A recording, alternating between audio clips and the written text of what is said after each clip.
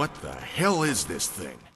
Resident Evil is a survival horror game developed by Capcom, originally released in 1996.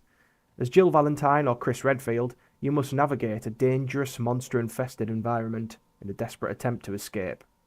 Today we're covering the HD remaster of the 2002 remake, which was initially released on GameCube.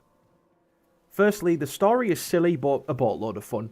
This remake does a good job of balancing all of the spinning plates in RE's narrative, whether that be double crosses, mutant creatures, or extremely hammy dialogue. On that note, it does feel as if in this game the dialogue's delivered with a much more serious approach, and some lines have been rewritten and or polished up a bit.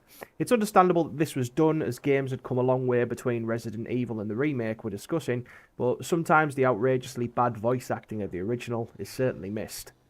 The mansion is chock full of well-written logs and diary entries that all contribute to the lore, and there is an element of mystery that serves as a strong current throughout the full game.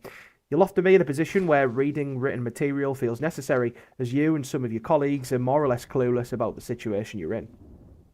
Resident Evil combines the classic pre-rendered background look with some higher-res textures and more sophisticated character models.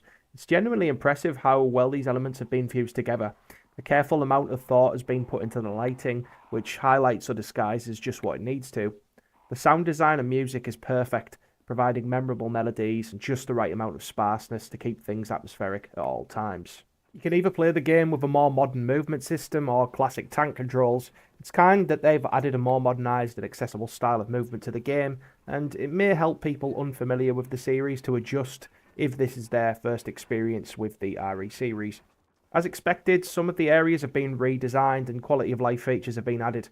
A lot of the gameplay is exactly the same, which just goes to show how special Resident Evil is. You're in a constant state of vulnerability and have to consider every mechanic at your disposal. If you use too much ammo or save at the wrong time, you could be in quite a pickle. Resident Evil is a fantastic remake and arguably the best way to experience the first game. It's faithful to the original but also feels as though it has its own identity as well. If you've never played Resident Evil before, this is a great place to start.